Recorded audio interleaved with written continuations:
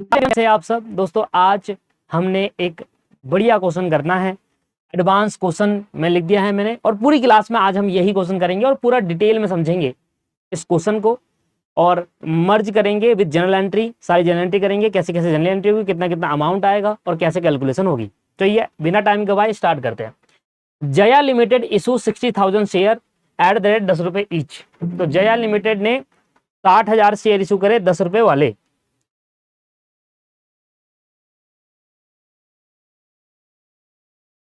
ठीक है।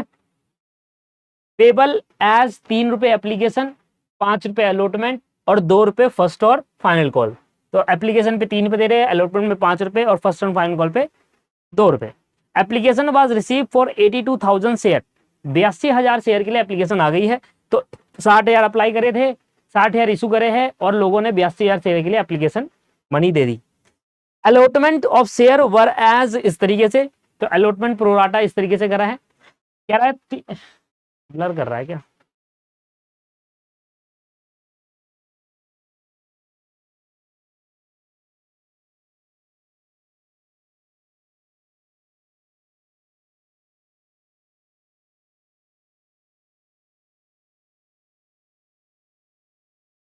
ठीक है।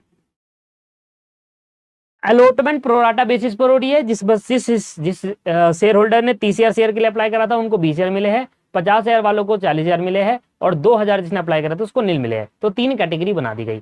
अब 3 कैटेगरी बनाने के बाद हमें यहाँ पर बताया गया रमेश, जो जिसने अप्लाई करा था 900 शेयर। क्या करा था दोस्तों? अप्लाई। तो रमेश का क्या दे रखा हमें? अप्लाइड दे रखा है। रमेश ने अप्लाई करा था 900 शेयर। इन कैटेगरी ए से बिलोंग कर रहा है रमेश। रमेश किस कैटेगरी से बिलोंग कर रहा है जी? ए कैटेगरी से बिलोंग कर रहा है। और एक सुरेश है, सुरेश है दोस्तों, जिसको अलॉट हुए हैं। क्या हुए हैं? अलॉट। वो कैटेगरी बी से बिलोंग कर रहा है। 600 शेयर अलॉट करे हैं तो उस कैटेगरी बी से बिलोंग कर रहा है। तो देखो, रमेश ने 900 शेयर के लिए अप्लाई करा था। अब रमेश ने 900 शेयर के लिए अप्लाई करा है जो कैटेगरी 1 से बिलोंग कर रहा है, और 900 शेयर के लिए जो अप्लाई करा उसमें रमेश को कितने अलॉट हुए ये हम निकाल लेंगे। ठीक है ना, यूनिटरी मेथड से। इसके बाद सुरेश एक पर्सन है, वही जो कैटेगरी बी से बिलोंग करता है, मतलब इस कैटेगरी से बिलोंग करता है, जिसको 50,000 शेयर वालों को 40,000 दिए गए। रमेश सुरेश का इस बार अप्लाइड नहीं, अलॉटेड दे रखा। सुरेश को 600 शेयर अलॉट करे गए हैं। सुरेश को 600 शेयर अलॉट करे जो कैटेगरी बी से बिलोंग कर रहा है। तो ये निकालना होगा कि सुरेश ने अप्लाई कितना किया था। इस बेसिस पर हम निकालेंगे कि कितना अमाउंट हमें मिला है टोटल अलॉटमेंट में। मतलब अमाउंट ये निकालना है कि कितना अमाउंट हमें रिसीव्ड हुआ है टोटल अलॉटमेंट पे। तो सर अब कैसे करना है? सबसे पहले एंट्री स्टार्ट करेंगे।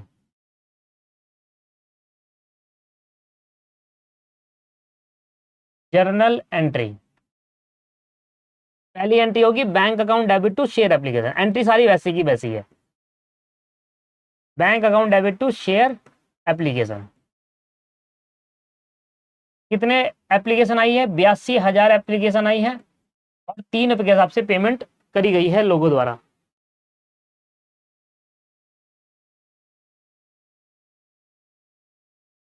बयासी हजार एप्लीकेशन 3 रुपए के हिसाब से 2,46,000 रुपए, 2,46,000।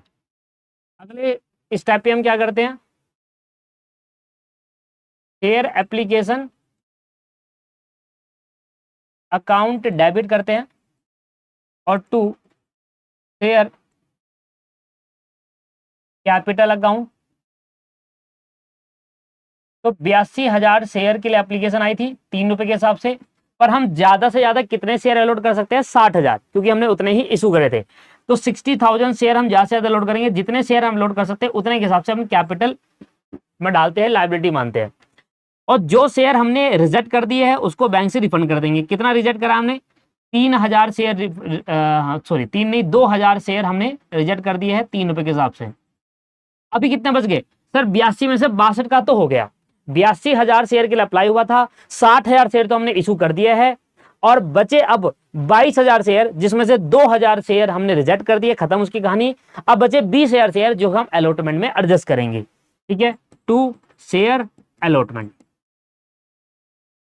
ये 2,000 शेयर मैं अलॉटमेंट में एडजस्ट करूंगा।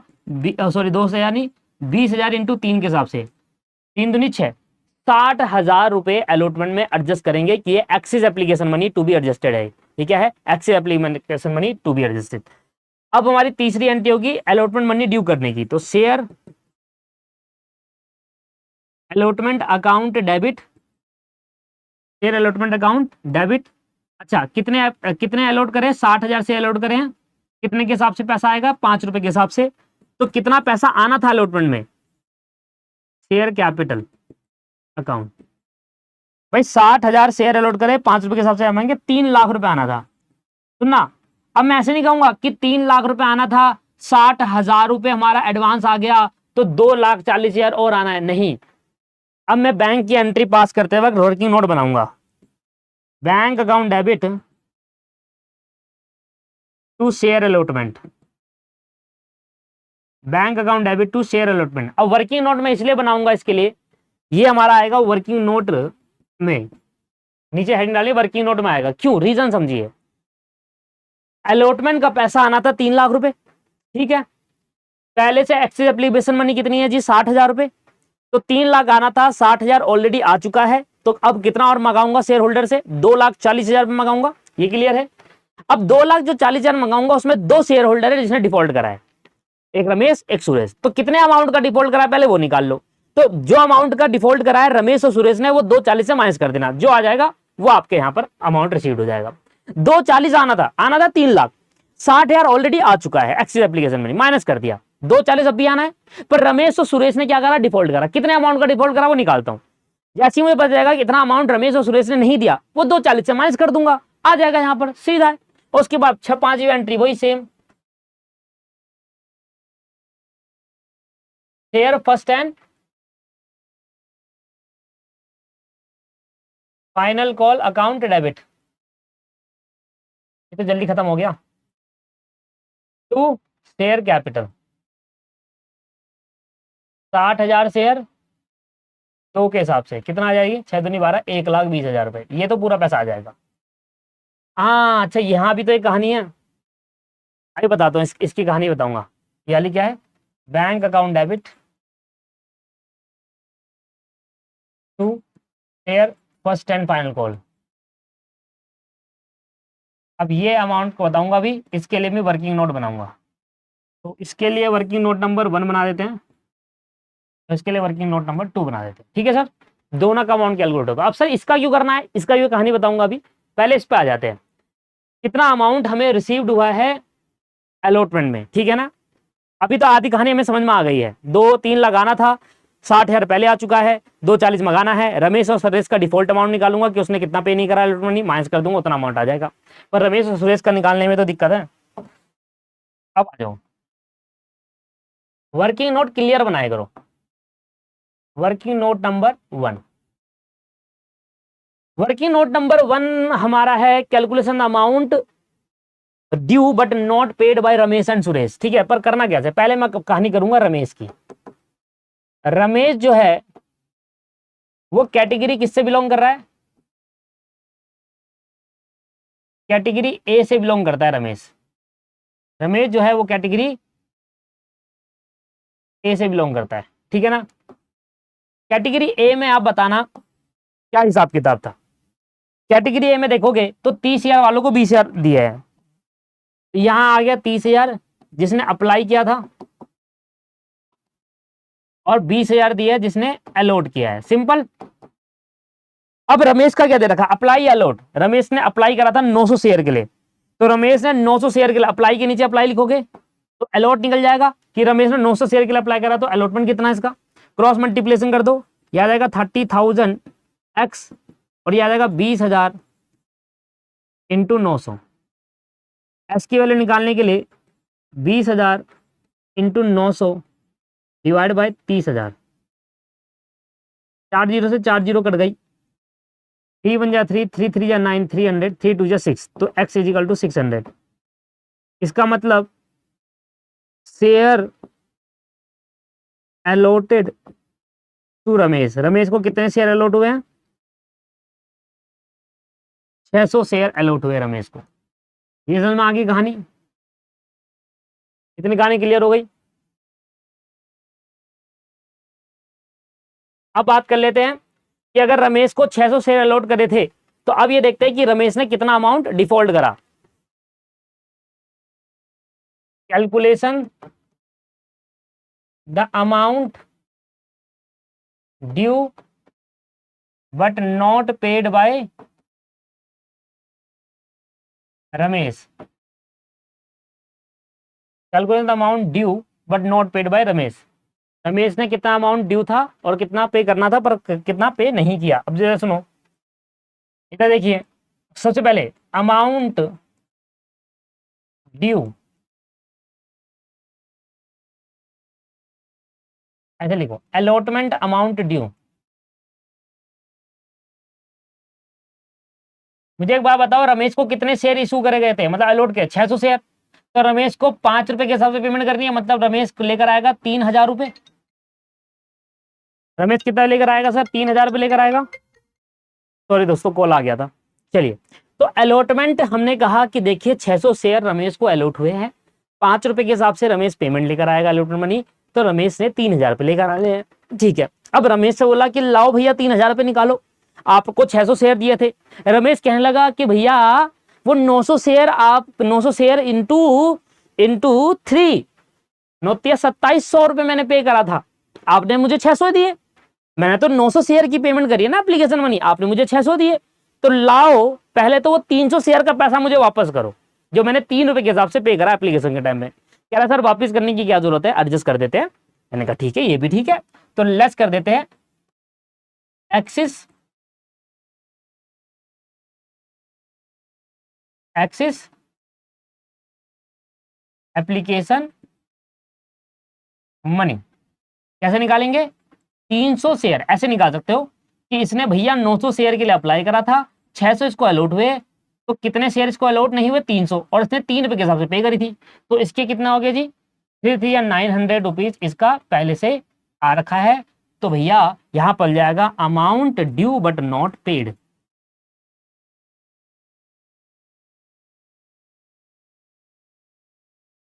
Amount due but not paid by Ramesh कितना आ जाएगा सर, 2100 रुपए रमेश ने पे नहीं किए। बताइए सर, समझ में आ गई ये कहानी, 2100 रुपए रमेश ने पे नहीं किए। तो ये था रमेश की कैलकुलेशन।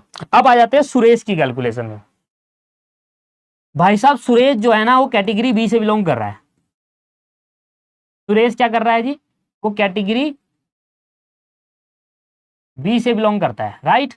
अब बी कैटेगरी में आपको कैसे निकालेंगे सर, बी कैटेगरी में आपको बता रखा है, अगर आप देखिए तो 50,000 वालों को 40,000 शेयर दिए, 50,000 वालों को 40,000 शेयर दिए, 50,000 वालों को 40,000 शेयर दिए।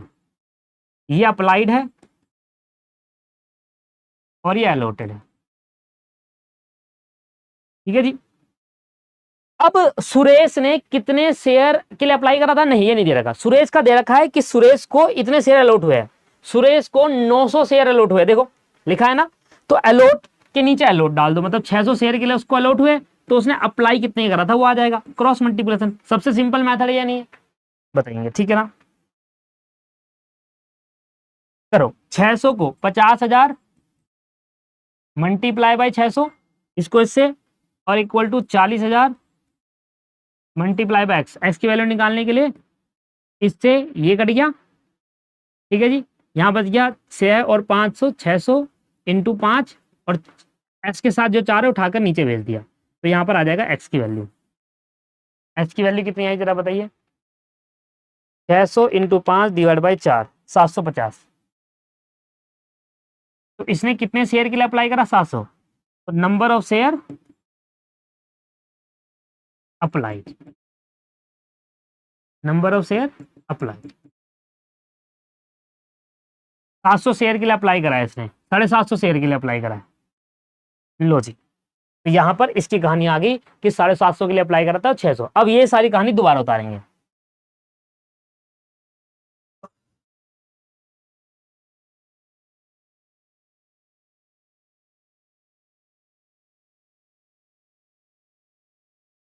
Amount calculation amount due but not paid by Ramesh, Suresh calculation the amount due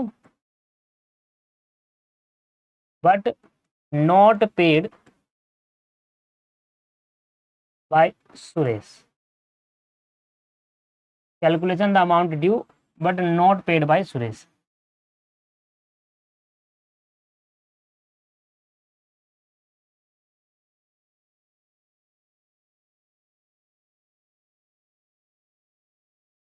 कैसे करेंगे? सबसे पहले allotment money due, allotment money due, sir कितना अलॉटमेंट मनी ड्यू होगा? अब मुझे बताओ सुरेश को कितने शेयर अलॉट करे थे? देखो सिंपल सी बात है, अलॉट जितने शेयर करेंगे उतने के हिसाब से पैसा मंगाएंगे। बार बार मैं एक ही बात कह रहा हूँ, 600 शेयर अलॉट हुए हैं, 5 रुपए के हिसाब से मंगाएंगे तो आ जाएगा 3000 रुपए। इतना पैसा सुरेश को भी लाना था, ठीक है जी। इसके बाद सुरेश कह रहा है भैया याद करो मैंने 750 के लिए अप्लाई करा था, आपने मुझे 600 दिए, मतलब 150 शेयर का पैसा अभी भी आपके पास पड़ा हुआ है। तो एक्सिस एप्लीकेशन मनी एडजस्टेड करेंगे, एक्सिस एप्लीकेशन मनी एडजस्ट कर देंगे। तो कैसे निकालेंगे? 750 शेयर के लिए अप्लाई करा था, 600 ही मिले, तो 150 नहीं मिले, तो उसका पैसा अभी भी कंपनी के पास है, वो ऑलरेडी मैं पे कर चुका हूं, तो मैं बार बार क्यों दूंगा? तो मुझे अलॉटमेंट में एडजस्ट कर दो मेरा। तो 150 इंटू 3 कितना आएगा? 450 रुपये एडजस्ट कर दो। अब जो पैसा बच था, मतलब ये पैसा लाना था सुरेश को, इसने मन दिया नहीं, तो 3000 मल्टीप्लाई बाय 450, 2250, तो amount due but not paid by Suresh, ये रहेगा 222550।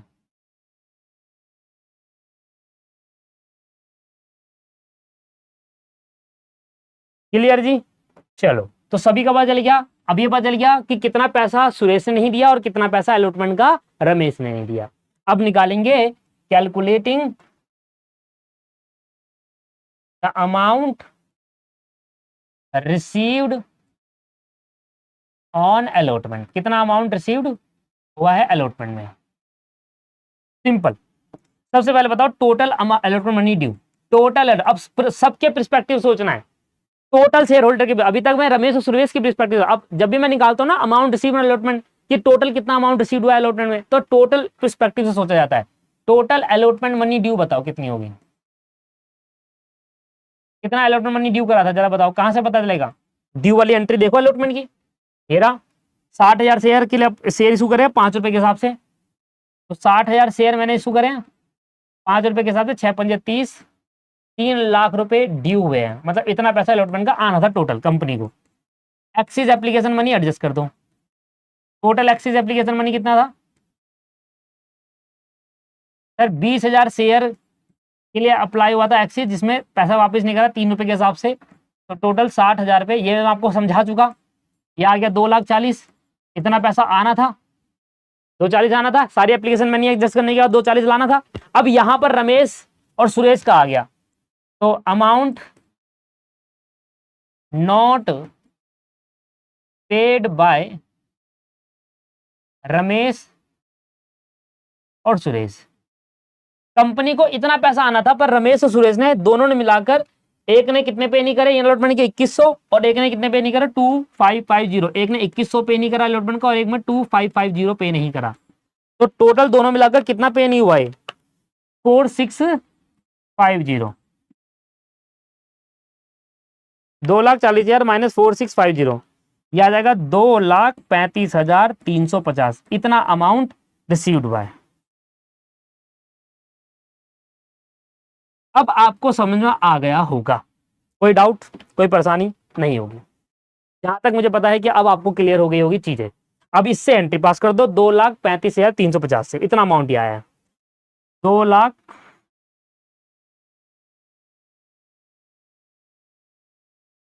2,35,350, 2,35,300। क्लियर है सर? समझ में आ गया? अब मेरा एक बात सुनो, यहां पर नोट लिखवाना है मुझे। जब रमेश और सुरेश ने दोनों ने अलॉटमेंट मनी नहीं दी,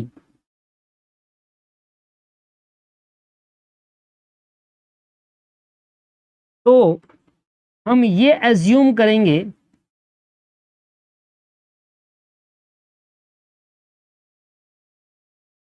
कि ये दोनों फर्स्ट एंड फाइनल कॉल भी नहीं देंगे।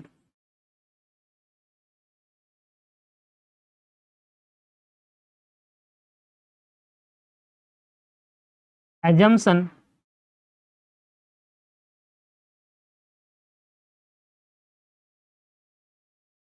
Assuming with clear logic. Assume कभी कभी विदाउट लॉजिक होता है, पर यहां पर क्लियर लॉजिक है। एक बात मुझे बताओ, जिन पर्सन ने अलॉटमेंट का पैसा नहीं दिया, जब सेकंड कॉल जो होती है हमारी अलॉटमेंट, पहली एप्लीकेशन हुआ, दूसरा अलॉटमेंट हुआ, फिर फर्स्ट कॉल, फिर फाइनल कॉल होता है। अब जिसने अलॉटमेंट का पैसा ही नहीं दिया तो उससे मैं क्या उम्मीद रखूं कि वो फर्स्ट आगे वाली कॉल का पैसा देगा? अब बड़ा सिंपल है। अब यहां पर क्वेश्चन ने हमें क्लियरली मेंशन नहीं करा दोस्तों कि इसने अपनी फर्स्ट कॉल फाइनल कॉल नहीं दी, बट आप खुद सोचो ना, आप कुछ एजम्पशन लगाओ, कुछ दिमाग लगाइए। क्या है भाई, मैंने कहा कि अगर जिस पर्सन ने अलॉटमेंट का पैसा नहीं दिया वो ये वाला पैसा कैसे देगा भैया? अगर उसको पैसा देना ही होता, वो कहेगा, यो अगले दिन आके कहेगा कि सर ऐसा है, अलॉटमेंट का पैसा तो मैं देने से रहा। सिंपल सी बात।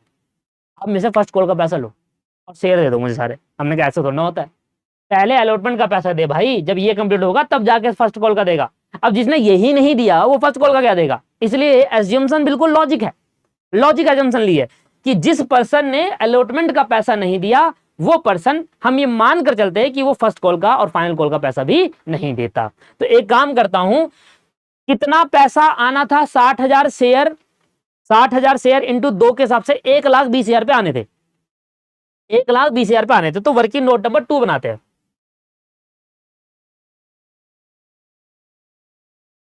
Working note 2,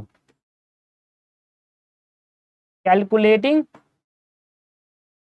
the amount received on first and final call, है ना? वैसे क्वेश्चन में मेंशन नहीं है, पर आप ये एजम्पशन लिख सकते हो और नीचे नोट देना होगा। जब भी आप कोई एजम्पशन करते हो तो नीचे नोट देना होगा कि पर्सन ने अलॉटमेंट मनी नहीं दी थी, वो फर्स्ट और फाइनल कॉल भी नहीं देगा, ये हम एज्यूम कर रहे हैं। अच्छा, अब कैसे होगा ये? सिंपल है। अमाउंट ड्यू कितना था? टोटल अमाउंट ड्यू 60,000 शेयर है, और allot first and final call 2 रुपए के हिसाब से 1,20,000। सर अगर ये फर्स्ट कॉल और फाइनल कॉल अलग अलग होती, एक एक, तो हम दोनों में ये मान के चलते कि दोनों, अबे जब फर्स्ट अलॉटमेंट नहीं दी तो आगे की कोई कॉल का पैसा नहीं देगा, ये मान के चलना है। ठीक है ना? अब amount not paid bye, amount not paid by Ramesh. Ramesh के पास कितने शेयर थे? 600 शेयर। और फर्स्ट कॉल का मनी कितना है? 2 रुपए। और सुरेश के पास भी कितने शेयर अलॉट हुए थे? 600। और फर्स्ट कॉल का पैसा कितना है? 2 रुपए। तो कितना कितना हो गया जी? 1200 और 1200, दोनों ने 1200 नहीं दिए होंगे। ठीक है, तो ये टोटल अमाउंट रिसीव हो गया फर्स्ट कॉल का, 1,20,000 माइनस 1200 माइनस 1200, 1,17,600। क्या समझ में आ गया? विद लॉजिक क्लियर है? Amount received on first and final call 1,17,600,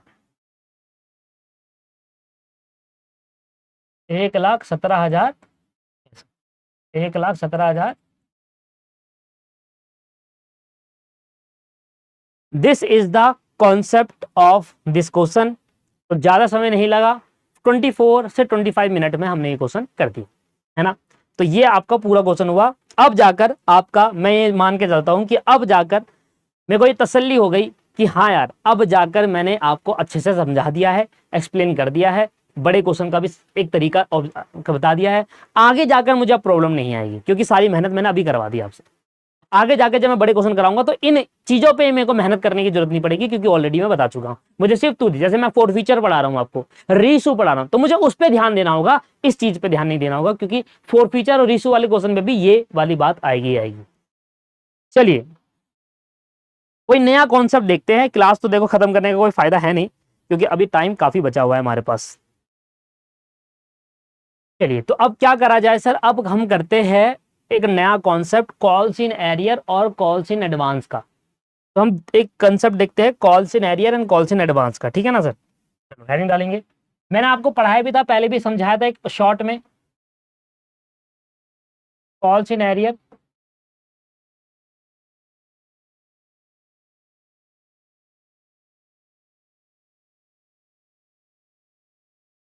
sir हमारे पे क्या क्या कॉन्सेप्ट रह गया मैं आपको बता देता हूँ एक बार। एक रह गया हमारा कॉल्स इन एरियर, एक रह गया हमारा कॉल इन एडवांस। इन दोनों के बेसिस पर इंटरेस्ट, कॉल्स इन एरियर का इंटरेस्ट का कॉन्सेप्ट, कॉल्स इन एडवांस पे इंटरेस्ट का कॉन्सेप्ट, ये रह गए चार। इसके बाद फोर्थ फीचर, इसके बाद री इशू, इसके बाद issue of share other than cash consideration, ये रह गया। Calls in advance calls in arrear concept दो, इन दोनों के इंटरेस्ट चार, फोर फीचर पांच, री इशू छह, और एक सात कॉन्सेप्ट अदर देन कैश वाला। इस सात कॉन्सेप्ट के बाद चैप्टर खत्म हो जाता है, ठीक है। चलिए अजी सर कॉल्स इन एरियर क्या होता है? अगर कोई शेयर होल्डर कोई अलॉटमेंट मनी का पैसा या फिर अलॉटमेंट मनी का पैसा या फिर आपके पास कॉल्स का पैसा नहीं लेकर आता या नहीं देता, उसको कॉल्स इन एरियर कहते हैं कि हाँ ये मंगाया था, कॉल किया था, पैसा नहीं आया, कॉल्स इन एरियर, राइट। लिखेंगे इसके बारे में थोड़ा बहुत। If a share holder, if a share holder does not pay the call amount due, does not pay the call amount due, does not pay the call amount due on allotment या any other call,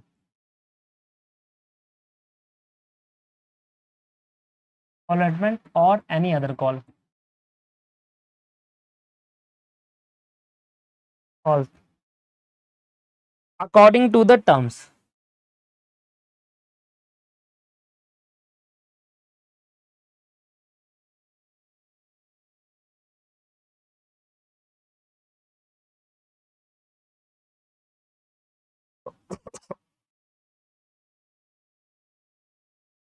the amount or call, the amount not received, amount not received is termed as call scenario,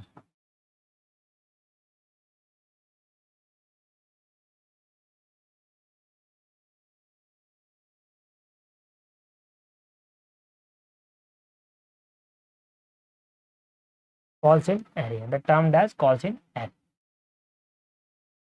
दोस्तों calls in area करने के दो concept हैं हमारे, एक है without opening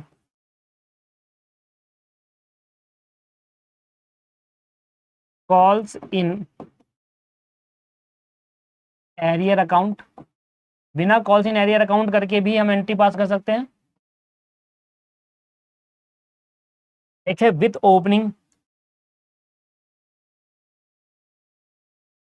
with opening calls in arrear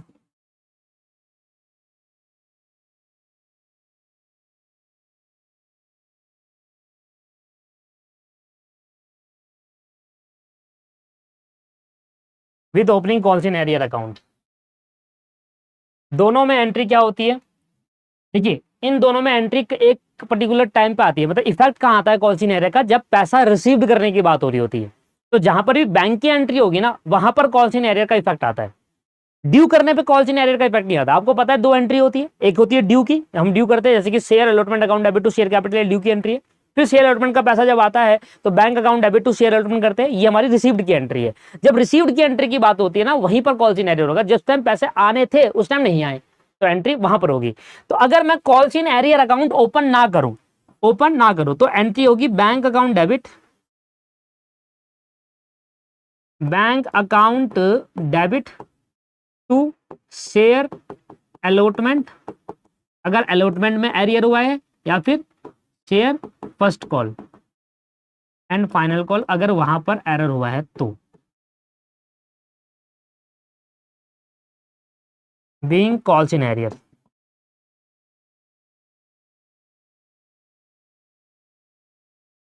मतलब यहां पर वो अमाउंट आएगा जो अमाउंट रिसीव्ड हुआ है, और जो अमाउंट रिसीव नहीं हुआ उससे रिलेटेड कोई भी एंट्री पास नहीं करेंगे।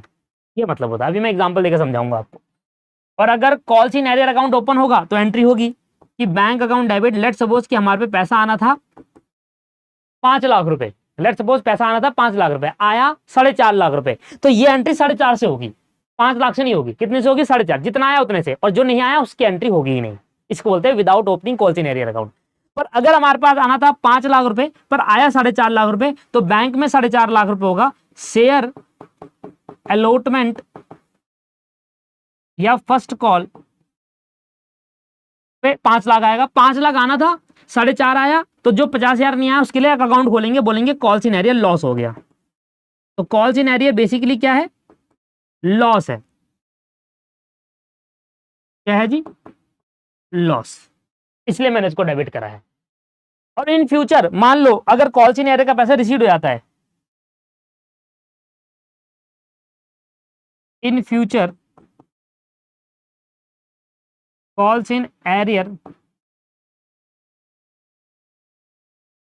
in future if calls in arrear amount is received, अगर वो बाई चांस फ्यूचर में, जैसे होता है ना bad debt recover, like that bad debt recover, कि पहले हमने लॉस मान लिया क्योंकि हमें पैसा नहीं मिला था, अब फ्यूचर में जाकर किसी पर्सन ने कॉल्स इन एरियर का पैसा लाकर दे दिया, अब क्या करूं? इनकम मान के खत्म कर दो। तो आपने लॉस मानता, अभी क्या करोगे? इनकम मान लोगे। कैसे करेंगे एंट्री? इस केस में एंट्री जो होगी, कॉल्स इन एरियर आपने लॉस माना था, इसको आप कैंसिल कर दो अपनी अकाउंट में, कॉल्स इन एरियर, और पैसा आ जाएगा बैंक से, same as bad debt recover. और इस वाले केस के अंदर क्या एंट्री होगी? इधर तो कॉल्स इन एरियर खोले नहीं था, तो देखो मैंने आपसे क्या बोला, मैंने आपसे कहा था कि मान लो हमें 5 लाख रुपए आना था अलॉटमेंट में, आया 4.5 लाख रुपए, तो क्या एंट्री होगी इस वाले में? 5 लाख यहां लिखूंगा, इस वाले में जगह 5 लाख आ जाएगा, 4.5 लाख बैंक में आ जाएगा जो पैसा आया, और जो 50,000 नहीं आया वो लॉस हो गया। फ्यूचर में अगर 50,000 रुपया वो हमें दे देता है तो ये लॉस को मैं मान लूंगा इनकम, और बैंक से पैसा आ जाएगा। राइट? क्लियर? ये वाली कहानी क्लियर हो गई। इसको मान लेंगे फिर इनकम, और सेटअप हो जाएगा लॉस और इनकम आपस में। बट मैं यहां पर वाली एंट्री में क्या बोला कि अगर मान लो 5 लाख अलॉटमेंट में आना था और 4.5 आया, तो एंट्री 4.5 से ही होगी, एंट्री सिर्फ 4.5 से होगी, 50,000 को इग्नोर कर देते हैं। राइट? इसके बाद अगर सब्सिक्वेंटली इन फ्यूचर में अगर वो 50,000 भी आ जाता है तो सेम एंट्री दोबारा पास करेंगे कि हाँ भाई बैंक अकाउंट डेबिट 50,000 से होगी, फिर टू शेयर अलॉटमेंट या कॉल्स, सेम एंट्री दोबारा हो जाएगी कि यहाँ 50,000 से, हमने 4.5 से करी थी ना एंट्री, 50,000 से नहीं करी, 50,000 से दोबारा करेंगे अगर पैसा आ जाएगा। तो calls in arrear without opening ये होती है, विद ओपनिंग ये होती है। एग्जाम्पल ले लो,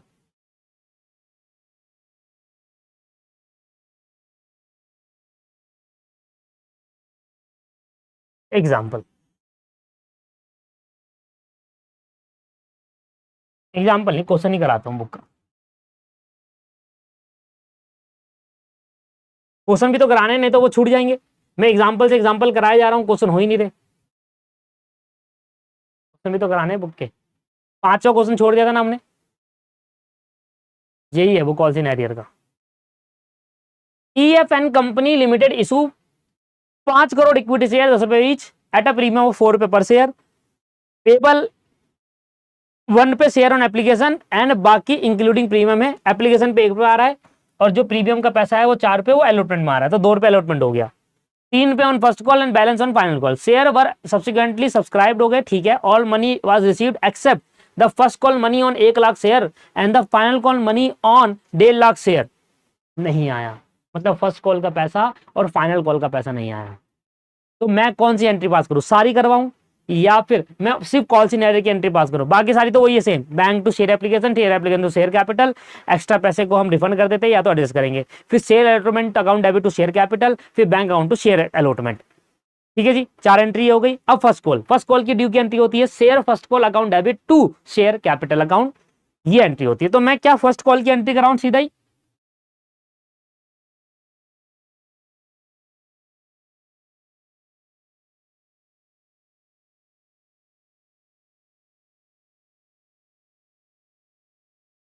ठीक है, सारी करानी है। मैंने बुक में देखा कि बुक में कौन सी एंट्री है, तो बुक में सारी कर रखी है। तो क्वेश्चन नंबर 5 कर रहे हैं। Question number 5 is based on calls in arrear concept. ठीक है सर, अभी समझ में आ जाएगा आपको। विदाउट ओपनिंग और विद ओपनिंग दोनों करा दूंगा मैं। क्वेश्चन नंबर 5 में सबसे पहले एंट्री होगी bank account debit to share application.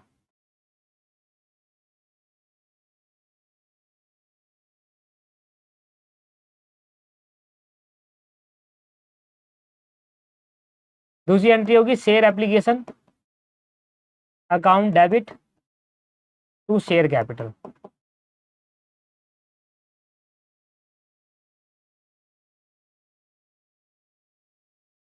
तीसरी एंट्री होगी शेयर, एक मिनट, तीसरी एंट्री से पहले पहले चेक कर लो क्या दे रखा है sir. 5 crore equity share issue करे 10 रुपए वाले, ठीक है, और पहला है 1 रुपए के हिसाब से, तो ये आ गया 5 करोड़ इंटू 1, तो आया 5 करोड़ ही। ये आ गया 5 करोड़ इंटू 1, 5 करोड़। पर सुनना, क्या सब्सक्राइब, क्या ओवर सब्सक्रिप्शन है? नहीं, ओवर सब्सक्रिप्शन नहीं है सर। क्या रहा है, जितने शेयर इशू करते सारे सब्सक्राइब हो, ओवर सब्सक्राइब नहीं है। तो सारा का सारा पैसा कहां डाल देंगे, 5 करोड़ इंटू 1 के हिसाब से कैपिटल में। इसके बाद तीसरी एंट्री होगी share allotment account debit to share capital account to security premium. इसमें सिक्योरिटी प्रीमियम है, सेम क्वेश्चन करा रखा है। 5 करोड़ इंटू 5 करोड़ इंटू, एक मिनट देखना कितने के हिसाब से, 6 के हिसाब से। 5 करोड़ इंटू 6 के हिसाब से है, देखो 6 रुपए पर शेयर, पर इसमें 4 रुपए प्रीमियम भी है, तो 2 रुपए होगा ना अलॉटमेंट का फेस वैल्यू। तो 5 करोड़ इंटू 2 के हिसाब से यहां जाएगा, और 5 करोड़ इंटू 4 के हिसाब से सिक्योरिटी प्रीमियम। अब पैसा आ जाएगा 2 के हिसाब से, bank account debit to share allotment. कितना पैसा आना था, 5 करोड़ इंटू 6 के हिसाब से, सॉरी 2 के हिसाब से नहीं, 6 के हिसाब से, प्रीमियम का पैसा भी लेकर आएगा, आ जाएगा पैसा, खत्म। इसमें कोई दिक्कत नहीं थी। अब दिक्कत यहां आएगी, दिक्कत यहां आएगी।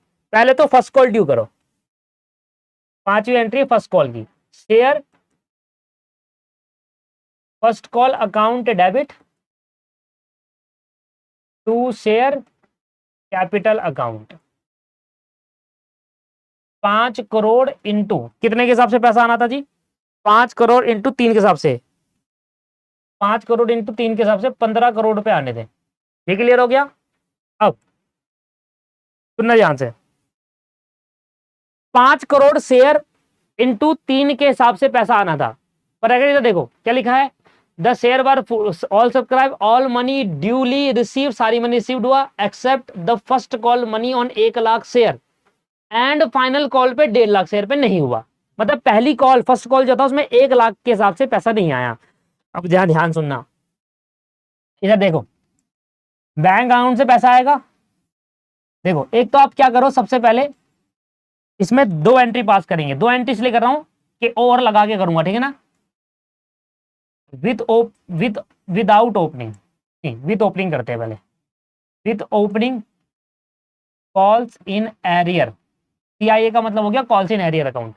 With opening calls in arrear account में क्या एंट्री पास होगी, ठीक है। सबसे पहले आएगा पैसा, जितना पैसा आया वो बैंक में डालो, जो पैसा नहीं आया वो कॉल्स इन एरियर पर डाल के लॉस मान लो, और जितनी हमने टेम्परेरी एसेट बनाई थी सब पूरे से खत्म करो। तुम्हारा 5 करोड़ इंटू 15 करोड़ से हमारी क्या हुआ है, 15 करोड़ से, ध्यान दीजिए 5 करोड़ इक्विटी शेयर इशू करे थे 3 रुपए वाले, पास दिया 15 करोड़ रुपए हो गया। क्लियर हो गया। यहां पर 1 लाख शेयर के हिसाब से पैसा नहीं आया, 1 लाख शेयर इंटू 3 के हिसाब से पैसा नहीं आया, मतलब 3 लाख रुपए नहीं आए। तो 15 करोड़ में से अगर 3 लाख नहीं आए तो कितने आ गए, कर दो माइनस, 14 करोड़ 97 लाख, 14 करोड़ 97 लाख, 14.97 करोड़ भी ले सकते हैं इसको भाई, 97 ही होगा ना, 3 और 1 करोड़, हाँ ठीक है, 14 करोड़ 97 लाख आ गए हैं, 3 लाख नहीं आए, क्योंकि 1 लाख शेयर ही तो नहीं आया, बाकी तो आ गए। 5 करोड़ में से 5 करोड़ शेयर में से 1 लाख शेयर नहीं आए, 4 करोड़ 99 लाख शेयर के पैसा आ गया है। 4 करोड़ 99 लाख इंटू 3 करोड़ के 14 लाख 97 करोड़ आ जाएगा, 14 करोड़ 97 लाख आ जाएगा। ठीक है सर, ये हो गया सर विथ ओपनिंग। अब यहां पर करेंगे और मतलब या तो आप ये एंट्री पास करोगे या दूसरी वाली करोगे, ठीक है ना, दो पास एक साथ नहीं करोगे। ठीक है, विदाउट ओपनिंग, जो आपको ठीक लग रही है उसमें से आप चुन लो। विदाउट ओपनिंग कॉल सिनेरियो क्या होगा सर विदाउट ओपनिंग में?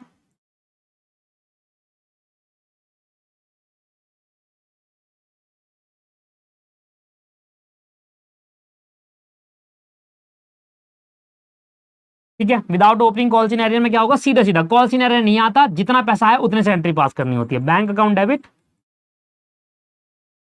To share first and first call,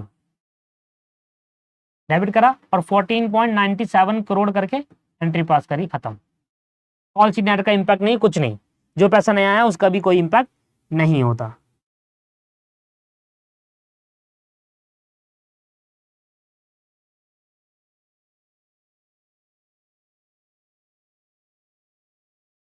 ठीक है जी, क्लियर हो गया। अगली एंट्री सातवीं, सातवीं एंट्री है ड्यू करने की। छठी एंट्री का दो पार्ट हो गए, सातवीं एंट्री है ड्यू करने की। Share final call account debit to share capital account. Final call का पैसा कितना आना था जी, 5 करोड़। एप्लीकेशन 1 रुपए की, अलॉटमेंट 2 रुपए की और 3 रुपए की फर्स्ट कॉल, तो 4 पे हो गया फाइनल कॉल। तो 4 के हिसाब से आना था, 5 चौक 20 करोड़ रुपए, 20 करोड़ रुपीज आना था। ये हो गया ड्यू की एंट्री। अब हम इसको 8वीं एंट्री करेंगे।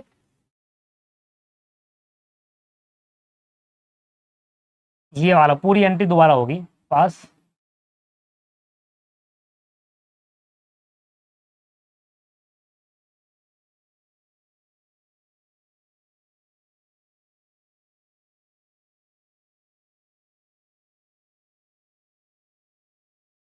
इसमें यही बुरा लगता है मुझे, कंट्रोल तो है, पेस नहीं है।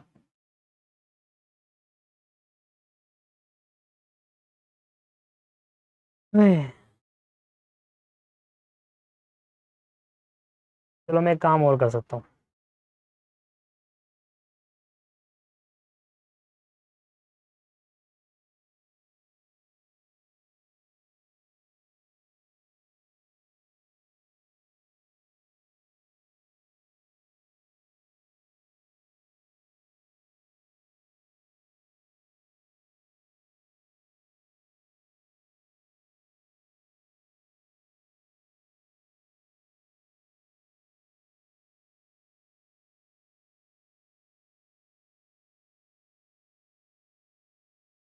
ये है 8वीं एंट्री, अमाउंट चेंज आएगा बस।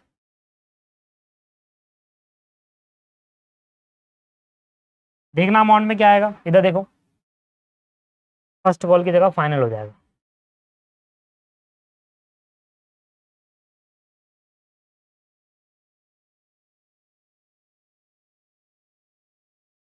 इधर देखिए, मेरे पे फाइनल कॉल कितना है सर, 20 करोड़ आना था, right. 1.5 lakh share, 1.5 lakh share है फाइनल कॉल पे जिसने पैसा नहीं दिया, इंटू 4 के हिसाब से कितना आ गया जी, 6 लाख रुपए।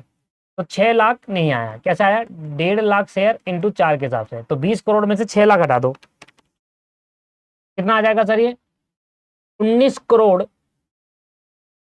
19 करोड़ 94 लाख, 90.94 करोड़। 20 करोड़ में से 6 लाख गएंगे, तो 19 करोड़ 94 लाख हो गया। और ये वाली एंट्री सिर्फ 19 करोड़ 94 लाख से होगी।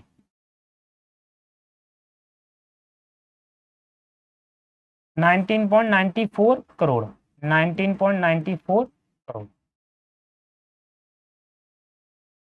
ये लो जी, तो हो गया विदाउट ओपनिंग। अभी तो इसमें ना एक कॉन्सेप्ट आता है कैश बुक बनाने का, कैश बुक बनाने का कॉन्सेप्ट आता है। सर कैश बुक कैसे बनाई जाए?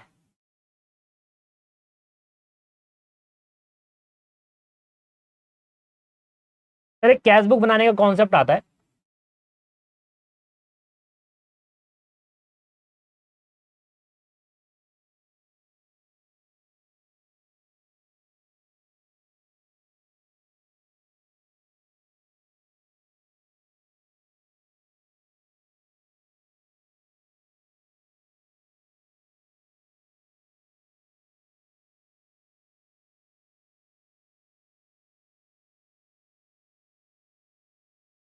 मैं आपको बता के दिखाता हूँ कैश बुक बनाने का क्या कॉन्सेप्ट।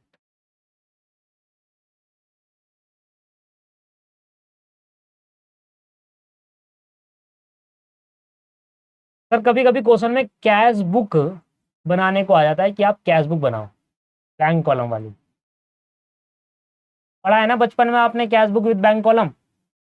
बैंक का कॉलम बना रहा हूँ, ठीक है ना, तो बैंक वाली मतलब एक तरीके का बैंक अकाउंट बना रहा हूँ, particular amount, particular amounts, particular, कुछ भी नहीं करना। जहां जहां बैंक की एंट्री करी है क्रॉस पोस्टिंग कर दो बस, और क्या। लेजर पोस्टिंग में आपसे उम्मीद रखता हूँ कि लेजर पोस्टिंग आपको आती होगी। बैंक की एंट्री एक यहाँ करी है, ठीक है, एक एंट्री बैंक की यहाँ पर करी है, एक एंट्री बैंक की ये करी, दो, एक एंट्री इनमें से कोई एक ले लो, ये ले लेते चलो, तीन, और एक एंट्री ये करी है, चार। ये चार एंट्री का इंपैक्ट लेजर पोस्टिंग में दिखा दो, हो गया कैश बुक। ये है, कभी कभी क्वेश्चन बोल देता है कि कैश बुक भी मेंटेन करना है। अब मेरी बात को एक इंपॉर्टेंट ध्यान समझना, यहाँ नोट लिखेंगे, सबसे इंपॉर्टेंट नोट। और जब भी मैं कोई नोट लिखवाना तो इंपॉर्टेंट है, ध्यान देने वाली बात है उस नोट। नोट में लिखा रहा हूं, अगर क्वेश्चन में कैश बुक बनाने को बोले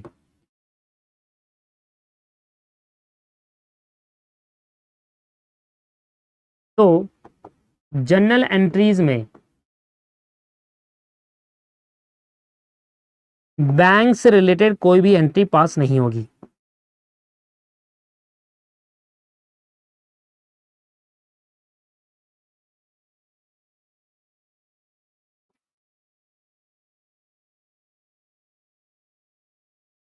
डायरेक्ट बैंक की एंट्री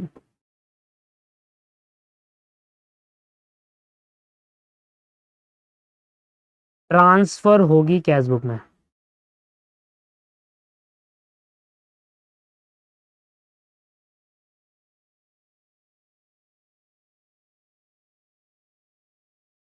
डायरेक्ट बैंक की एंट्री ट्रांसफर होगी कैश बुक में।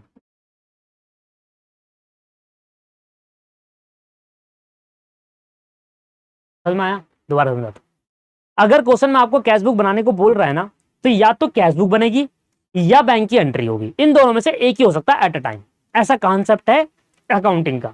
अगर मैं कैश बुक मेंटेन कर रहा हूं, अगर क्वेश्चन मुझे कह रहा है कि कैश बुक बनानी है आपको इस क्वेश्चन के अंदर, तो आप बैंक की एक भी एंट्री पास नहीं करेंगे जनरल एंट्रीज के अंदर। तो फिर जब एंट्री पास नहीं करेंगे तो लेजर पोस्टिंग कैसे करूं? अरे तो बिना एंट्री के भी लेजर पोस्टिंग होती है भैया। मन में सोचो कि बैंक बढ़ा, किस वजह से बढ़ा? शेयर एप्लीकेशन की वजह से बढ़ा।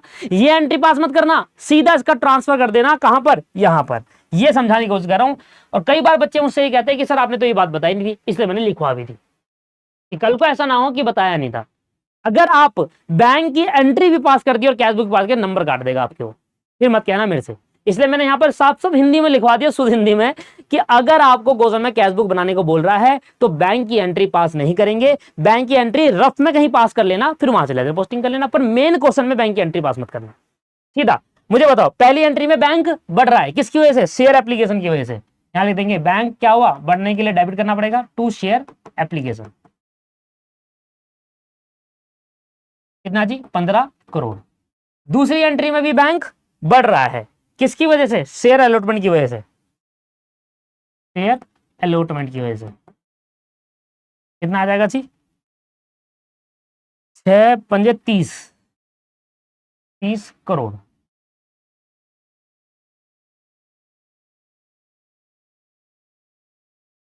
तीसरी एंट्री में भी बैंक बढ़ रहा है, शेयर फर्स्ट कॉल की वजह से। कितना जी? 14.97 करोड़ मेरे हिसाब से।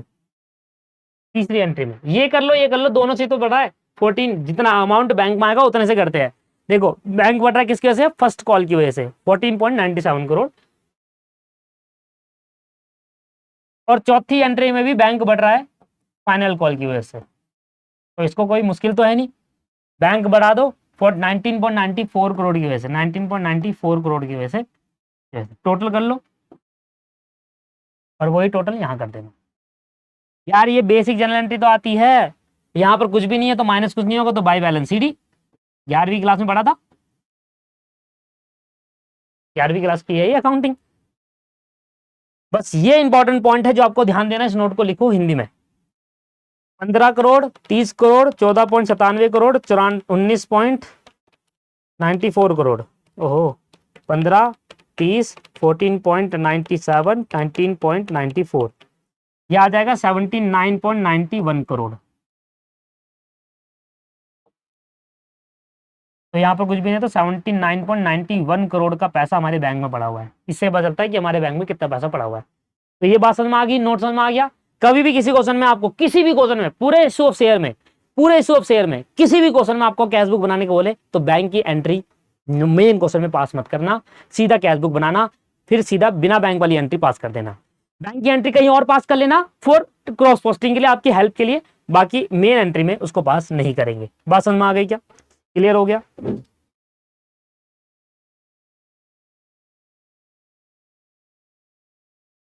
चलिए,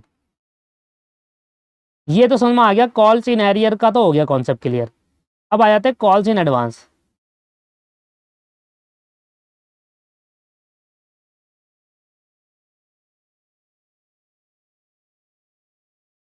बस एक लास्ट कॉन्सेप्ट है, फिर नेक्स्ट क्लास में करेंगे। Calls in advance.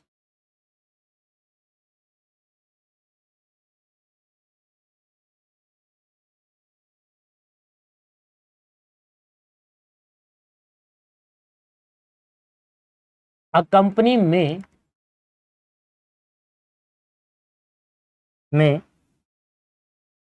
if its article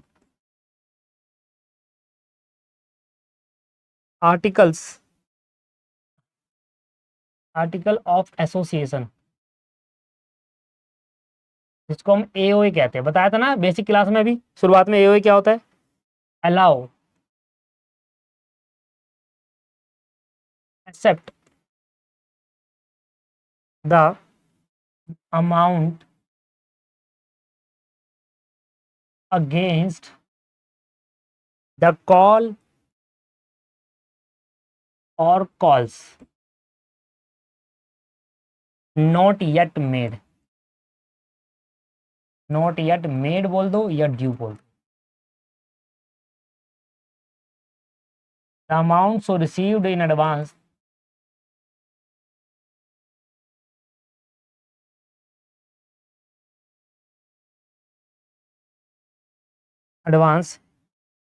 is termed as calls in advance.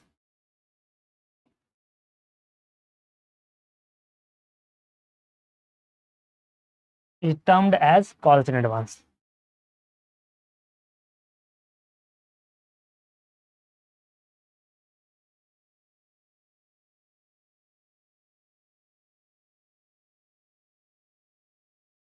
लिख लो जल्दी से।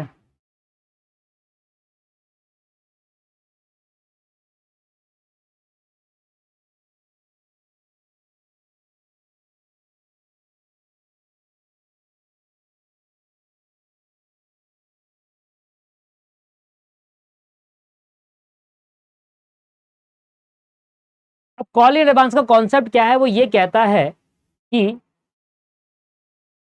कॉल्स इन एडवांस का कॉन्सेप्ट ये कहता है कि अगर कोई अमाउंट हमें एडवांस में मिल गया हो और हमने मंगाया ना हो, जैसे कि मैंने फर्स्ट कॉल का पैसा नहीं मंगाया पर उसका पैसा एडवांस में मिल गया, या मैंने अलॉटमेंट का पैसा भी मंगाया नहीं है, ड्यू नहीं करा, उसका पैसा मुझे एडवांस में मिल गया, तो इसको कहते हैं कॉल्स इन एडवांस। और ये तभी पॉसिबल है जब कंपनी एक्ट 2013 का जो आर्टिकल ऑफ एसोसिएशन है वो अलाउ करता हो कॉल्स इन एडवांस के लिए। मान लो आपका कंपनी है, आपके कंपनी के आर्टिकल ऑफ एसोसिएशन में लिखा है कि calls in advance allow disallow है, आप कॉल्स इन एडवांस ले ही नहीं सकते, तो फिर ये कॉन्सेप्ट आएगा ही नहीं। ये कॉन्सेप्ट उन्हीं कंपनी के लिए एप्लीकेबल हो जाता है जिस कंपनी का आर्टिकल ऑफ एसोसिएशन, जहां पर रूल्स एंड रेगुलेशन लिखे होते हैं कंपनी के, आर्टिकल ऑफ में रूल्स एंड रेगुलेशन होते हैं, अगर वो अलाउ करता है कि हाँ तुम कॉल्स इन एडवांस ले सकते हो, तभी कंपनी कॉल्स इन एडवांस ले सकती है। इसलिए पहली लाइन में लिख दिया अ कंपनी में if it's article of association allow, अगर कंपनी का अलाउ करेगा तो कंपनी कॉल्स मनी किसी भी कॉल का एडवांस में एक्सेप्ट कर सकती है, अदरवाइज नहीं कर सकती।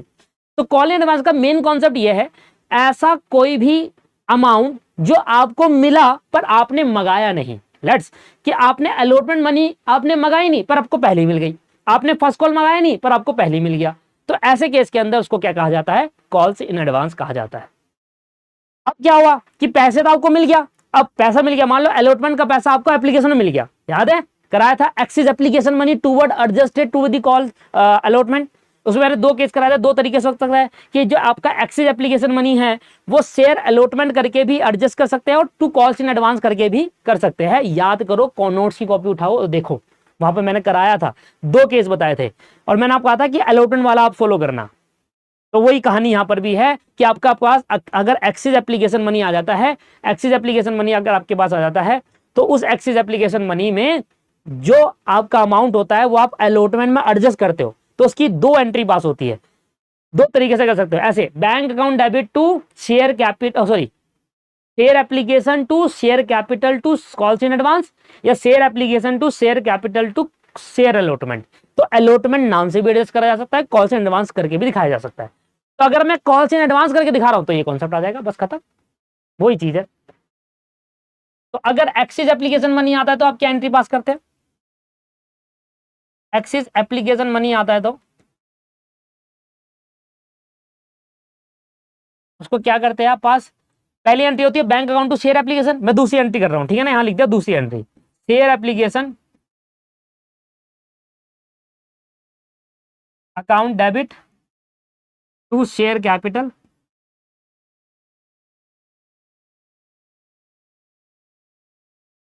और टू शेयर अलॉटमेंट होती थी, ऐसे भी कर सकते थे शेयर अलॉटमेंट, ऐसे करते थे ना कि एक्सिस एप्लीकेशन अलॉटमेंट में, ये ना करके अगर आप लिख रहे हैं कॉल्स इन एडवांस तो इसका पार्ट बन जाएगा इस कॉन्सेप्ट का, बस ये है, अगर ये ना करिए कॉल्स इन एडवांस का पार्ट। तो एक्सिस एप्लीकेशन मनी अगर आप सारा का सारा कहां डाल रहे हो, कॉल्स इन, फिर आप क्या करते थे, जब अलॉटमेंट मनी ड्यू होती थी, तो जब आप अलॉटमेंट मनी ड्यू करते थे, ड्यू करो allotment money,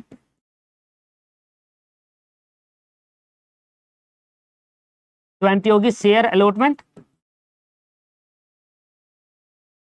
account debit to share capital, ये हो गई, ये तो ड्यू की एंट्री हो गई कि मैं आप मंगा रहा हूं और मंगाने से पहले मुझे पैसा मिल गया, मतलब कॉल्स इन एडवांस, तो ड्यू करने से पहले जब आपको पैसा मिल जाए कॉल्स इन एडवांस, ठीक है जी। अब एडजस्टमेंट कैसे होगा, अब मैं कहूंगा देखो मेरे पे पैसा आया बैंक अकाउंट डेबिट और ये कॉल्स इन एडवांस मैं एडजस्ट कर रहा हूं, तो ये मैंने डेबिट करके यहां पर खत्म कर दिया, यहां बनाया था पैसा आया था, अब मैं डेबिट करके खत्म कर रहा हूं क्योंकि मेरा पैसा, क्योंकि मैं मंगा चुका हूं, यहां मैं इसको टेम्परेरी लायबिलिटी मानी कि हाँ यार मेरी तो लायबिलिटी है, मैंने तो अभी मंगाया भी नहीं कॉल्स का पैसा, अलॉटमेंट का पैसा, वो मुझे एडवांस से मिल गया तो मेरी लायबिलिटी। अब जब मैंने मंगा लिया तो लायबिलिटी किस बात की, खत्म करो, पैसा तो माना नहीं है, इसलिए यहां पर आ जाएगा शेयर अलॉटमेंट, इसको बोलते हैं यहां से यहां तक किसको बोलते हैं,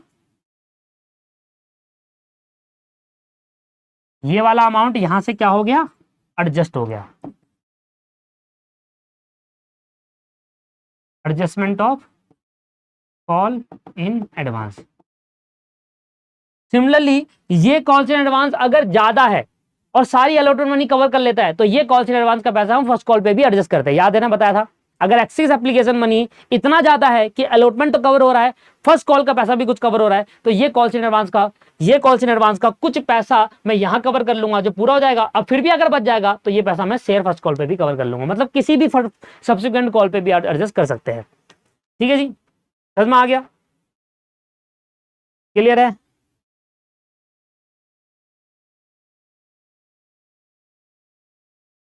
तो लो दोस्तों एक इलस्ट्रेशन और करते हैं, इसी के बेस पर एक इलस्ट्रेशन है, सिक्स्थ क्वेश्चन,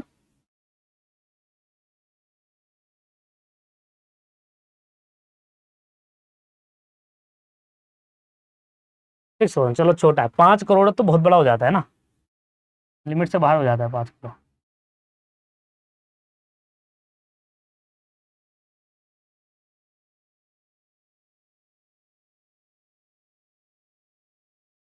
छठा क्वेश्चन देखते हैं। GHN company limited issue 5000 equity share 10 रुपए वाले एट पार, 2 रुपए पर शेयर ऑन एप्लीकेशन, 4 पे अलॉटमेंट में, 4 पे फर्स्ट और फाइनल कॉल में। द शेयर वाल और subscribe, all the money duly received, सारी मनी रिसीव्ड हो गए। One share holder holding 200 share, एक शेयर होल्डर है जिसके पास 200 शेयर है, एक शेयर होल्डर है जिसके पास 200 शेयर है। Paid the call money along with allotment money, तो अलॉटमेंट के टाइम पे उसने फर्स्ट कॉल का पैसा दे दिया। मान लो आप एक शेयर होल्डर हो, आपके पास कंपनी के 200 शेयर है, आपसे मंगाया गया अलॉटमेंट का पैसा, आपने कहा बहुत पैसा है भाई, फर्स्ट कॉल का ही बता कितना है। तो अब हम कह रहे हैं सर आप अभी अभी मत दीजिए सर, वो जब मंगाएंगे तब देना। अरे छोड़, पकड़ा एडवांस में, आपने कहा एडवांस से पकड़ो, अलॉटमेंट का पैसा तुम मंगा रहे हो, ठीक है अलॉटमेंट का पैसा, फर्स्ट कॉल का पैसा कब मंगाओगे सर 2 महीने बाद, अभी पकड़ो। तो अलॉटमेंट के टाइम में फर्स्ट कॉल का पैसा भी दे दिया, तो calls in advance of allot first call money, first call का कॉल्स इन एडवांस आ गया। अलॉटमेंट के टाइम पर एंट्री होगी इसकी, मैं दिखाता हूं एंट्री क्या होगी। और कितने अमाउंट का एडवांस आया, 200 शेयर के हिसाब से आया है, और वो भी किसका आया है, फर्स्ट कॉल का। तो कितना एडवांस आया होगा अलॉटमेंट में, 200 शेयर इंटू 4 रुपए, मतलब 4 दूनी 8, 800 रुपए का एडवांस आया। बहुत नहीं आ गया, 800 रुपए का एडवांस आया है अलॉटमेंट के टाइम पर फर्स्ट एंड फाइनल कॉल का। ठीक है जी, चलिए एंट्री पास करते हैं। पहली एंट्री वही same, bank account debit to share application.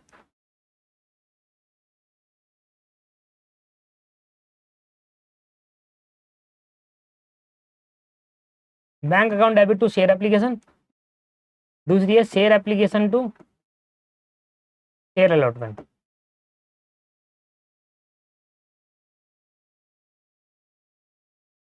ओहो, शेयर अलॉटमेंट कहाँ से आ गया, शेयर कैपिटल, पढ़ाते पढ़ाते खुद ही भूल जाते हैं भैया। कितना है जी, 5000 शेयर 2 रुपए के हिसाब से मिल रहा है ना, 5000 शेयर 2 रुपए के हिसाब से हो गया 10,000। तो ये 10 का 10 हमने कहाँ ट्रांसफर कर दिया, कैपिटल।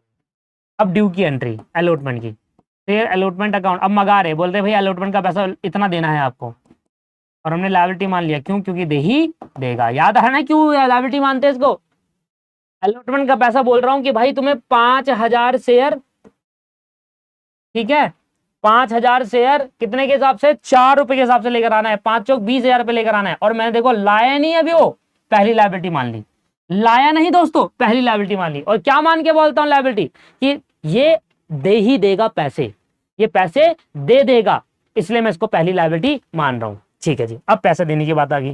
Bank account debit